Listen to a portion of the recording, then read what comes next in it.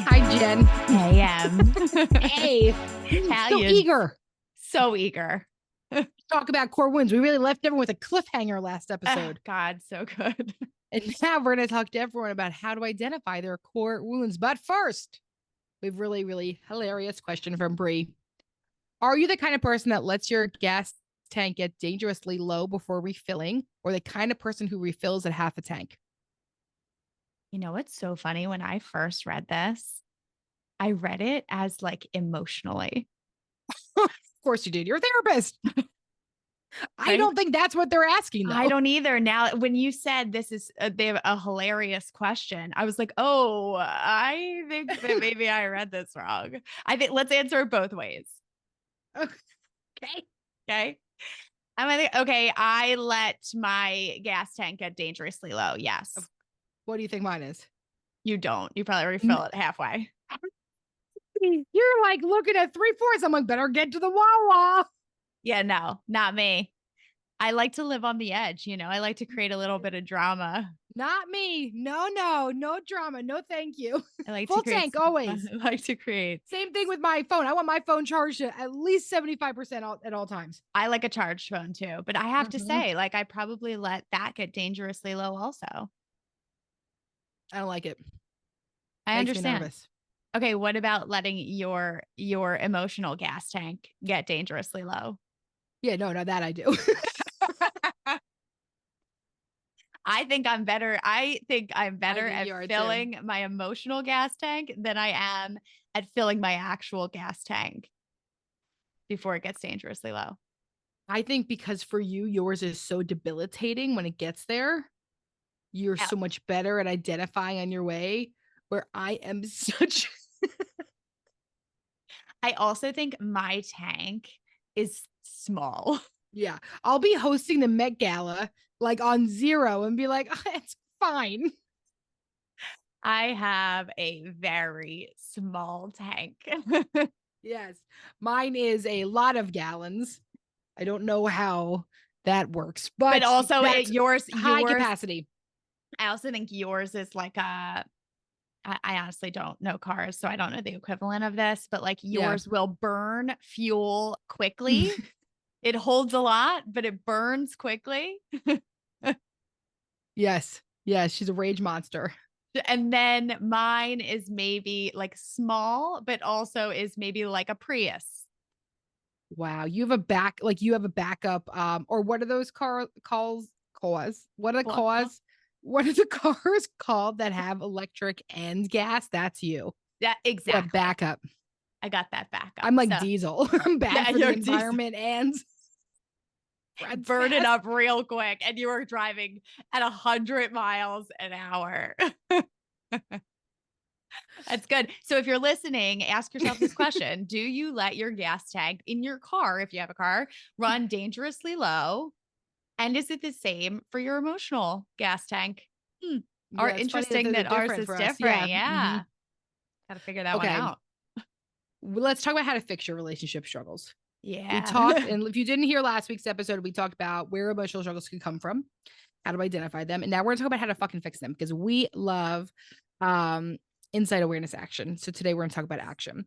So we want to talk to you a little bit about some core wounds that come up in relationships. I think when we talk about these core wounds, we're going to tell you what they are. And then we're going to tell you, ways to identify if it's your core wound. So stick with us while we talk to you about each of these core wounds. Yeah. So the first core wound that we're going to bring up is guilt. So common experiences, if guilt is your core wound, is you feel sorry or bad. You don't like to ask for things. You might use guilt to manipulate. You might be afraid to set boundaries. You also may attract people who make you feel guilty. So that are some common descriptors of if guilt is your core wound. The next one we have is neglect. So in neglect, you may struggle to let things go. You might have low self-worth. You might get angry easily. You may struggle to say no. You might repress your emotions. You may have a fear of being vulnerable. And you might attract people who don't appreciate you or don't make you feel seen. So that is the core wound of neglect. Now we're going to get into abandonment. Me. This is mine. Under abandonment is you may feel left out. You may have a fear of being left. You hate being alone. May be codependent. May threaten to leave. And you may attract people who are emotionally unavailable.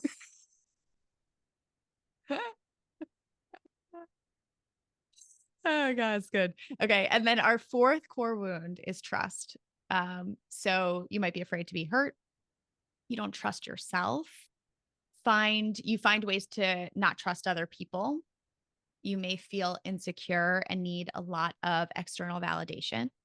You may not feel safe, and you may attract people who don't feel safe to you. So I want you to Which think is about yours? neglect. Oh, yeah. Okay. That's what I thought. But there's certain ones that don't fit for me in neglect. And that's probably why it threw you off. So keep that in mind for anyone listening. And they're like, wait, but I hear something from here or for that. You can mix and match. Don't worry. There's enough trauma for everyone to go around. 100. And you know what's funny is under neglect, it's represses emotions, right? Like, and for you, like, we just have a perfect like magnet to each other. Right? Like, because mine is like, pressing emotions. I'm like kind of holding things back. Mine's like complete flight risk at all times. Right, right. So I really want you to think about, right? Like, for anyone listening, like, which one is yours? Where might that come from for you? And, when we talk about common core wounds, I want you to think about them as not, doesn't mean like you're broken in some way or something is wrong with you. Just as a human being, we experience core wounds, and you might not fall directly into each category. But it's helpful at times to identify what your core wound is, because the more you're able to understand what is being triggered for you in the moment, the more you'll be able to recognize the reaction that you typically have to that core wound and how it might be affecting your relationships. So, identifying what your core wound is, and you might be a mixture of some of these, right? Or you might fall into, there might be other words that come up for you that maybe fit better. We just needed to give you some categories to see what would fit for you.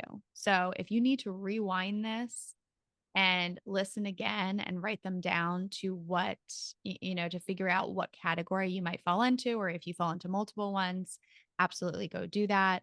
But once again, they're guilt, neglect, abandonment, and trust are the four common core wounds.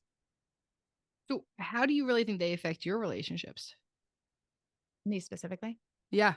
Oh, I think I am less likely to express myself, right? And because of that, because I'm less likely to express myself, I don't let people in. And when I don't let people in, it keeps me from being vulnerable and connecting with other people. Okay. So if we talk about the impact, right, of those core wounds and reacting to those core wounds.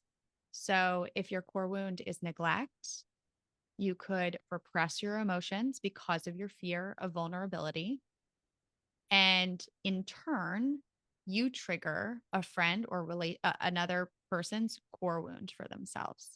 Uh-huh. Right? So we'll use the example of ourselves. Yes. So if I hold back and I don't talk about how I'm feeling, because of a fear of vulnerability, that may trigger Emilee's core wound.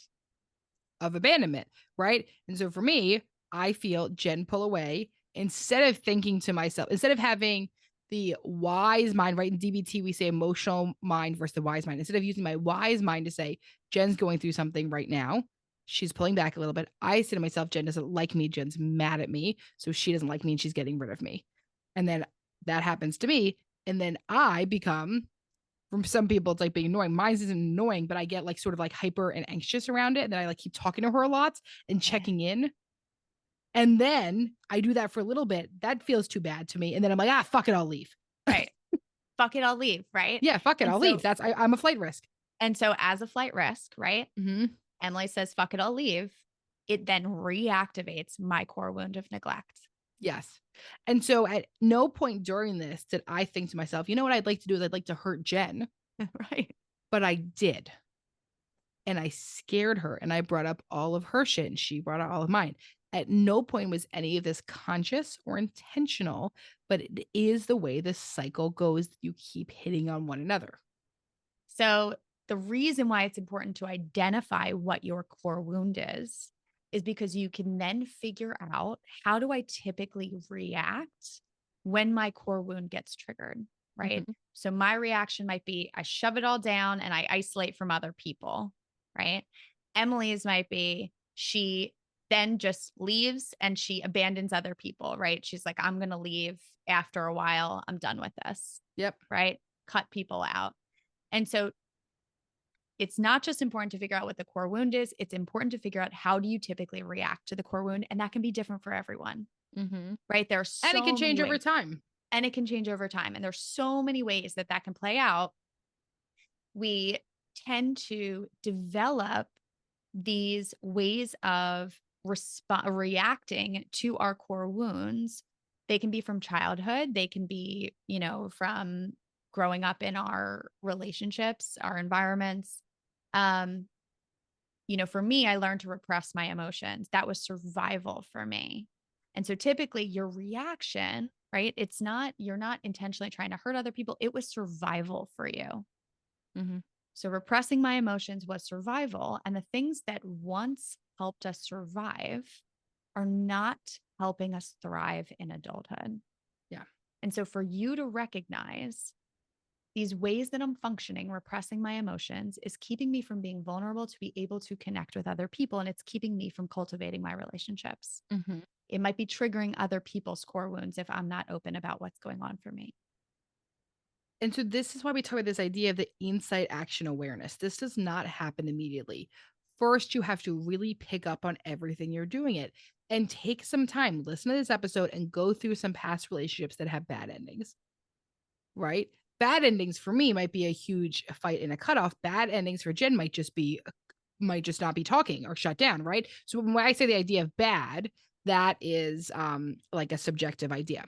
Right? Like Now, lack of connection. Exactly, right? So when you look at this, I want you to look back and identify through those relationships.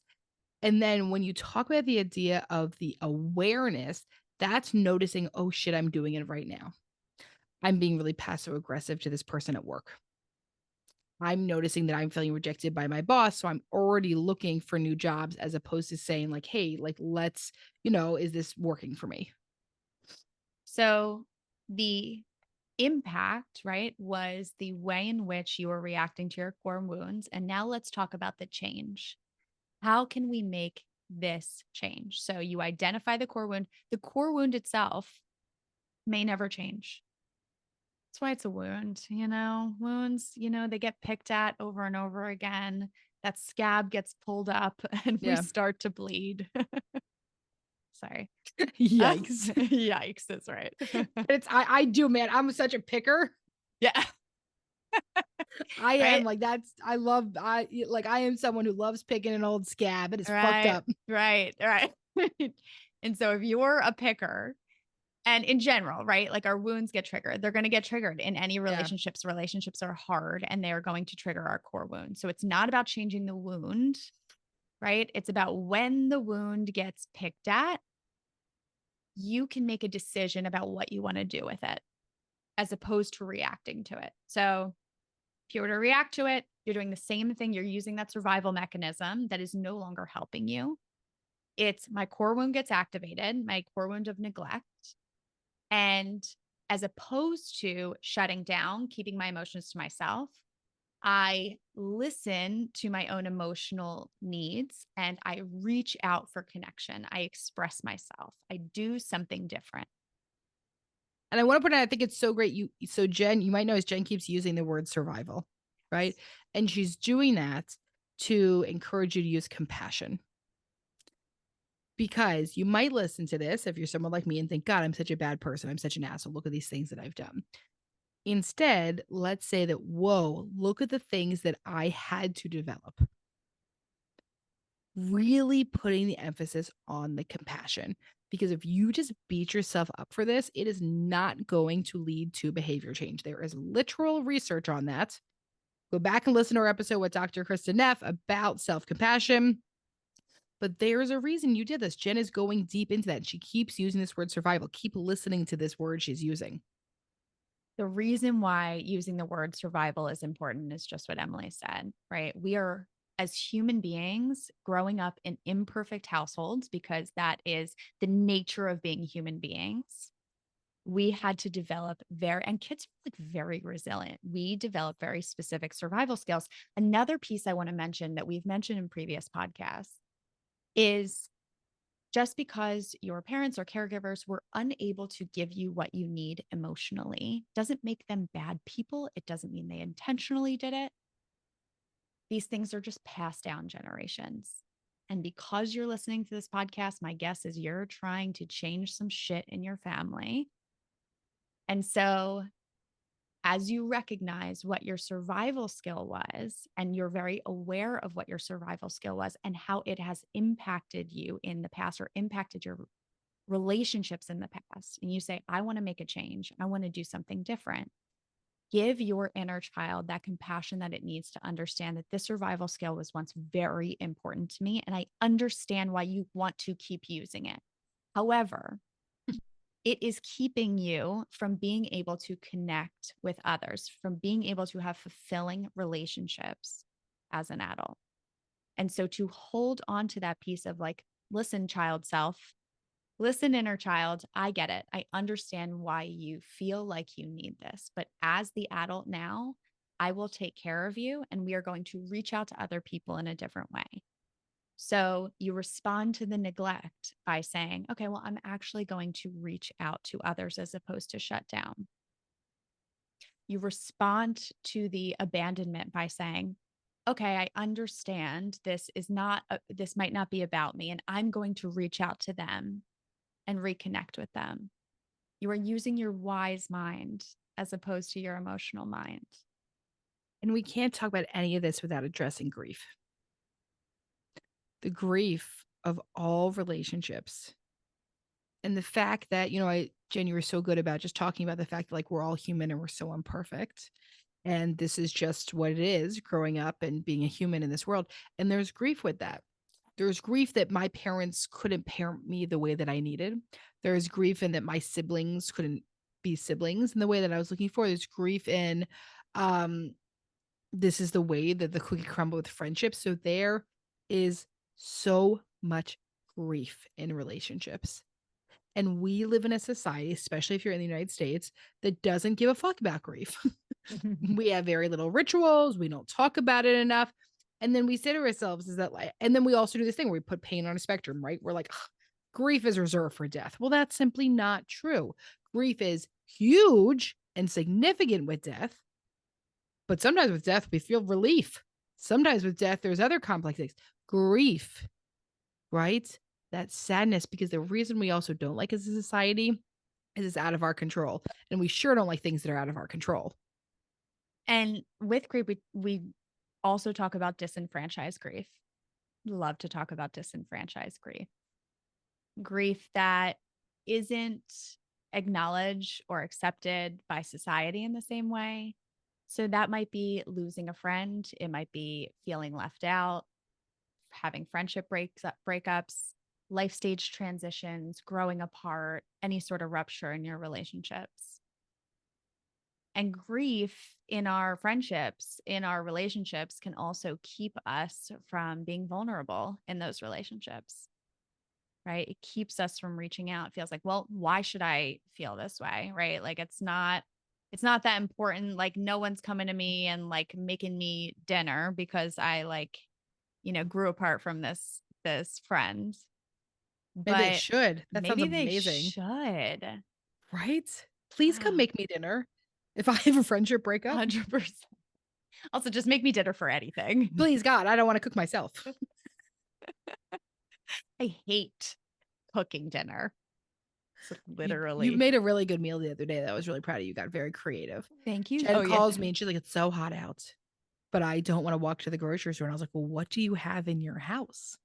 And she's like, I have mozzarella and prosciutto. And I said, do you have bread? And then on the phone, we came up with a whole meal together and it looked amazing.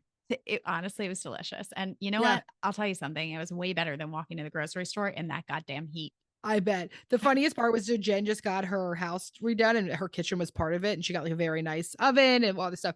And our contractor was like, sick contractor said something about cooking. She's like, oh, I'm never going to host anything in Yeah, this no, house. no. I'm not having people here. And he was like, did we just make you this amazing kitchen? You're never going to use it? And she's like, yes. Yeah, no, I'll use it just for myself. I'm not going to host. I'm not a hoster. I wish I had that gene. I don't have that gene. I have all of it for both of us. Yeah, thank you so much Yes. because I won't be able. I'm not just not going to develop it. New kitchen or Yeah. no new kitchen, I've accepted that. I've grieved the idea of being a hoster or a hostess. And one of the ways that we work through grief is through relational vulnerability. Beautiful transition. And relational vulnerability. Okay. So we love Brene Brown. She's made vulnerability a super like mainstream word, right? Like I feel like you just hear the word vulnerability. Here is the issue with that is we have some folks that are very confused about what is relational vulnerability versus what we consider to be non-relational vulnerability. So I want to give you some examples about what is non-relational vulnerability so you can understand. Trauma dumping. If I meet a stranger at a park and you know my life story, that was not real vulnerability. I just trauma dumped. Okay. Gossiping, talking about other people. That's not the same as saying I had this friendship breakup and here's what it brought up for me. It's saying Jen fucked me over and she did this stuff, right? The gossiping, she's a bad person, blah, blah, blah. Once again, boundarylessness, and boundarylessness. And the other things we also remind people is that unsolicited advice is a boundary violation. Sometimes people think I see this really happens in motherhood. It happens with business. We've experienced it so much in business that people like don't really know what our business is or something, and they start giving us advice, and it's like shut the fuck up. And so it's crossing boundaries. Sharing in inappropriate settings. If I am waiting in line to drop my daughter off at school and you are telling me about your family trauma while I'm just trying to get through drop off, weird setting, not appropriate, right? Unrealistic expectation of others. I write a story about who I think you should be as a friend. And it is not fair to put that on anyone. And then everyone knows Emily's favorite, unbridled self expression. Or as my therapist would say, Emmalee, you love talking and you hate vulnerability. Because I thought they were the same thing for a while. And let me just say about the sharing in inappropriate settings. I love when people tell me everything in inappropriate settings. But the reason that it's not true vulnerability, right, is that you do something like that. You might love it because you're like, this is so entertaining and we're all little nosy Nancy's. Right. But you often do that and then you feel worse afterwards. Like you feel super anxious. Or like I've done that before where I like tell someone something and then I'm like, Jesus Christ. And you have like what we call like a vulnerability hangover. That isn't true connection vulnerability. And also if it's like a random person, right? Like how connected are they really going to be? Yeah. At the end of telling me about their trauma at the dog park, Not that that's ever happened.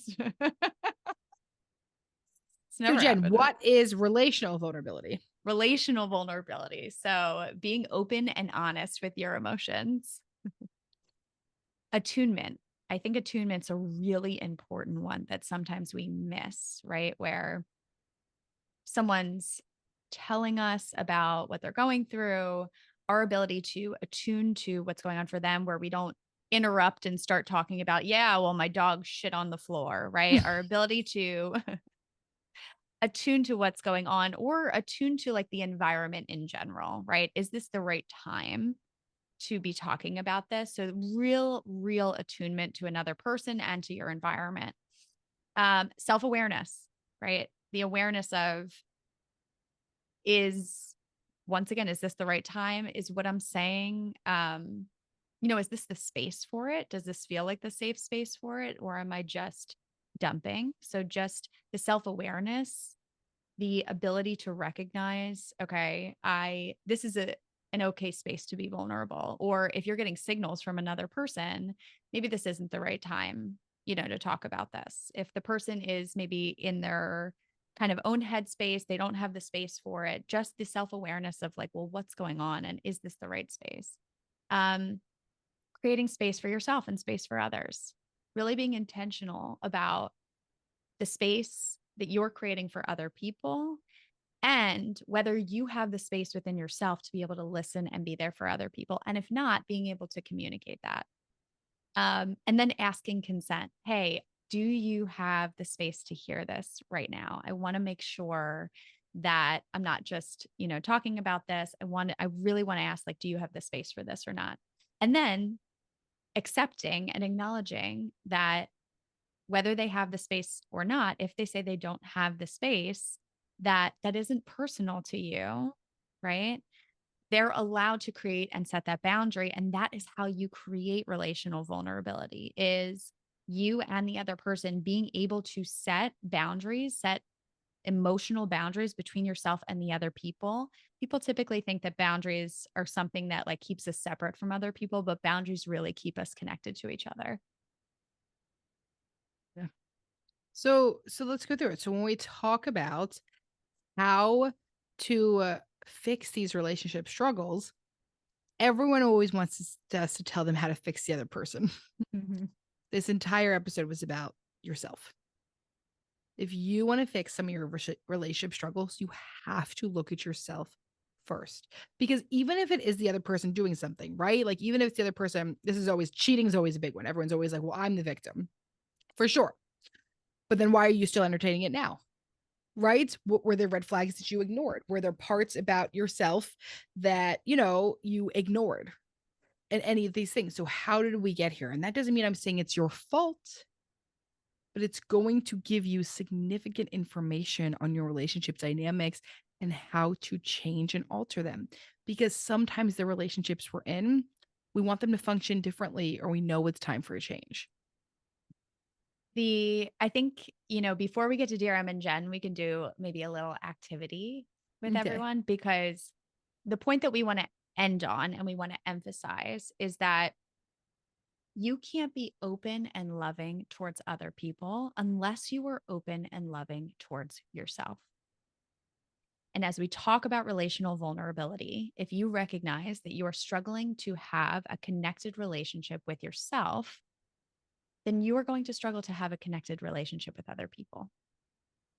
So the activity I want to start with is I want you to write down, if you're in the car, obviously don't write it down. You could just think about what are some Safety first. Safety first.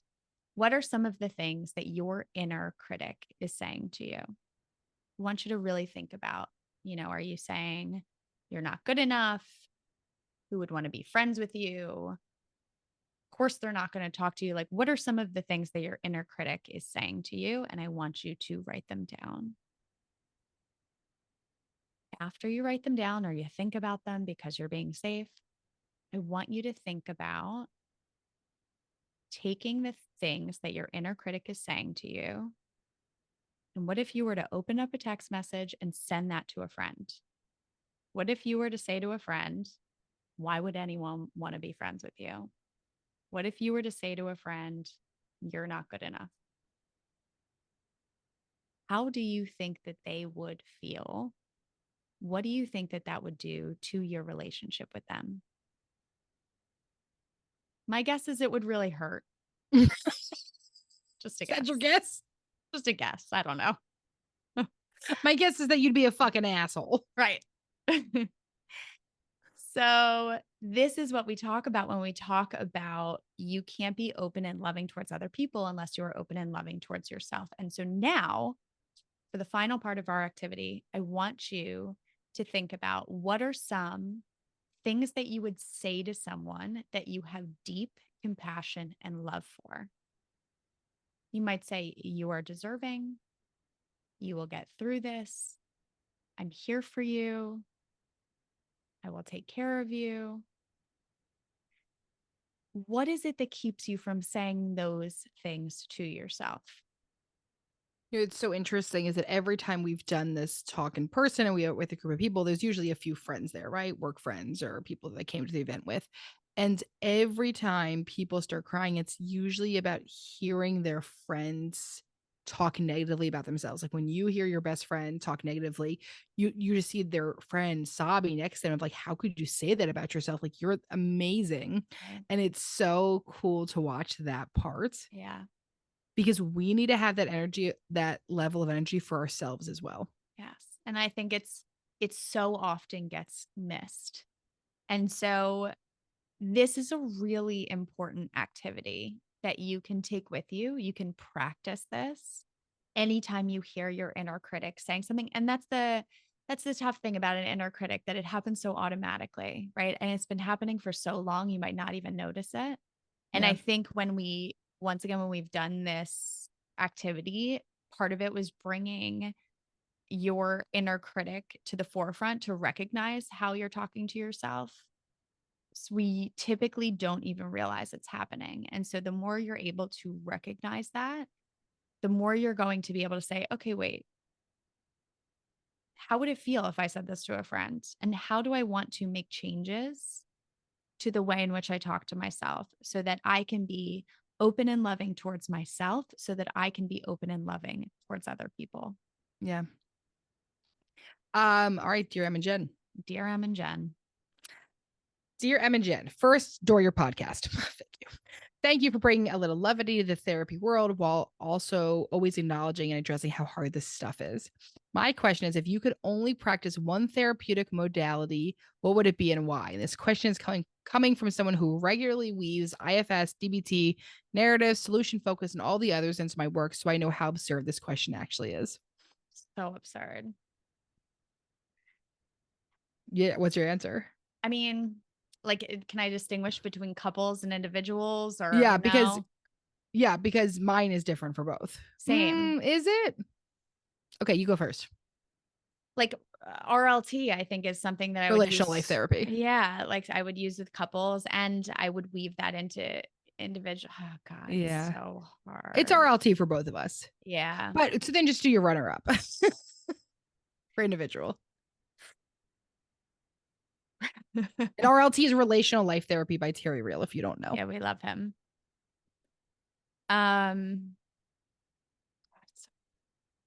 Individually, mine would be narrative. I was gonna say narrative too, Yeah. but I also wanted to squeeze Bowen in there because I really But it still wouldn't be my main one. know, like the differentiation piece with like I know. yeah. Oh God, this is the hardest question because as therapists, something we emphasize with our therapists too is just like to be able to tailor your approach based on who's coming into the room. But also because so many theories copy off of other theories. Right. They all copy off of each other. And And then just old white men just label it as theirs. exactly. And so we pull from all of these old white men's. We love it. We love it. But thank you for listening today. If this was a heavy one for you, take care of yourselves. And if you're interested in connecting with a therapist to do a little bit more of this work, you can feel free to reach on out to the therapy group.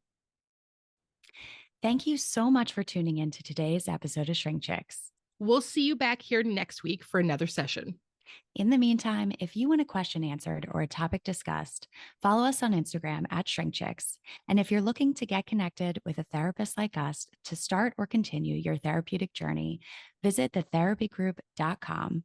Just fill out a contact form on our website, and we will personally match you with one of our amazing therapists.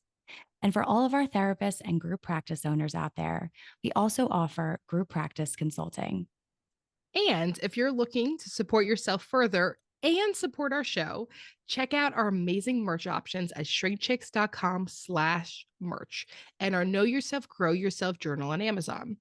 Also, if you'd be so kind, we'd love a rating review and for you to share with a friend or an enemy or a mother-in-law, honestly, whoever needs it, so that we can keep reaching more people on our mission to bring mental health topics to your ears every week. Thanks for being here with us. And don't forget to grow yourself. You got to know yourself.